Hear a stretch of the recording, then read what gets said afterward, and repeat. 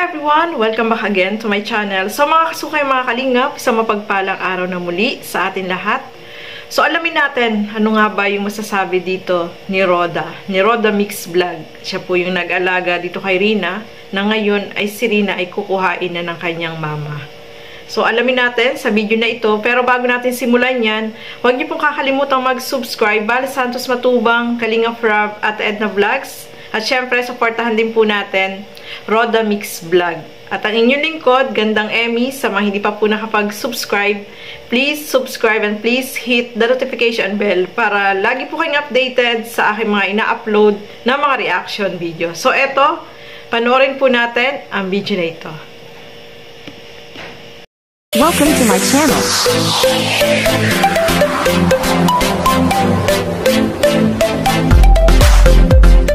Alam naman po yan ng nanay niya. Alam naman niya yung gagawin niya, no?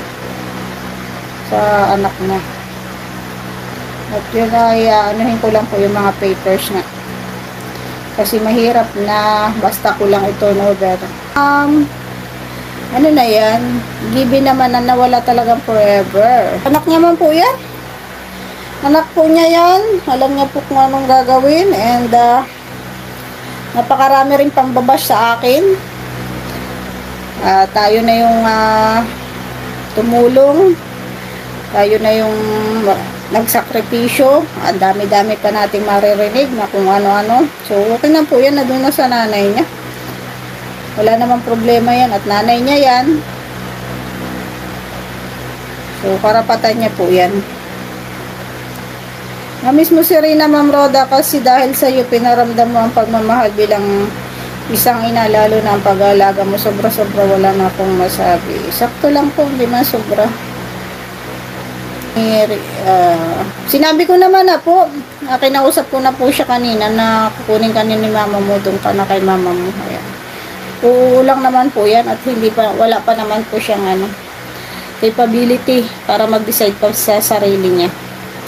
Okay na din yan para manahimik na din yung mga basher mo na din nila makikita ang lahat ng naging hirap at sakripisyo mo para sa bata. Okay na. Tsaka nanay nga po niya yun. Kaya nanay naman niya yan. So, hayaan natin na mag-alaga yung nanay. So, ayun mga kasukay, mga kalingap, narinig natin itong si Roda, no? Sabi nga niya is, eto namang si Melanie ay mama ni Rina at alam niya kung ano yung best para sa kanyang anak. May kasabihan nga tayo, mothers knows best, no, mga kasukay, mga kalingap. Mothers knows best. Nabubulol-bulol pa tayo. So, ayan nga mga kasukay, mga kalingap. At ang gusto mangyari ni Roda is maayos niya lahat ng mga favors ni Rina para pag tinan over niya is wala na siyang problema, no, na maibigay niya yung record ng yung sa pagpapa-check up ni Rina, no? Syempre para may record sila, para alam din nila, no? At kapag kasi naibigay na niya ito lahat ng mga kailangan, may lalakarin, at yung pagharap po nila, mga kasukay, mga kalingap, ay hindi na po sa barangay, kundi sa PNP Women Desk, ang tawag nila, no? Sa PNP na po, hindi na sa barangay. Hindi na sila dun maghaharap. So, kailangan ayusin ni Roda lahat ng mga kailangan para pag naibigay at magkaroon sila, syempre, ng kasunduan, no? Kung napanood niyo po yung live ni Kuya Bal, panoorin niyo po at nandoon sinabi niya po, mga kasukay, mga kalingap. Yun po ay hindi pa pwedeng bigyan ng reaction video after 12 hours pa, mga kasukay. So, banggit din po dyan ni Roda, no, na sa kabila ng kanyang sakripisyo para alagaan itong si Rina, meron pa rin mga tao na nagbabas sa kanya, no. Hindi ko rin alam bakit ganyan yung mga taong binabas si Roda, no. Samantalang si Roda talaga ay nag-sacrifice, no. Alam naman natin yung pinagdaanan din ni Roda, yung hirap, lalo na nung una, nung inaalagaan si Rina, kasi sinusumpong po si Rina. Siyempre, puyat-puyat din si Roda niya, no, mga kasukay, mga kalingap. Kaya, yung mga nangbabas kay Roda, sana tigilan nyo na po yan, no? Kasi, hindi nyo po alam kung ano yung mga pinagdaanan ni Roda simula nung siya ang nag-alaga dito kay Rina. Magpasalamat tayo at sa tulong ni Roda, ay ayan, nakita po natin, sobrang laki po ng improvement ni Rina, no, mga kasukay, mga kalingap. Kaya, bakit nyo binabas itong si Roda, samantalang pagtulong lang din, paglingap lang din yung ginawa niya dito kay Rina, no, mga kasukay, mga kalingap. Panoorin nyo po yung live kaninang umaga ni Kuya Bal. So, nabanggit niya po yun doon. So, itong si Roda, syempre, mamimiss niya itong si Rina kasi matagal din naman silang nagsama.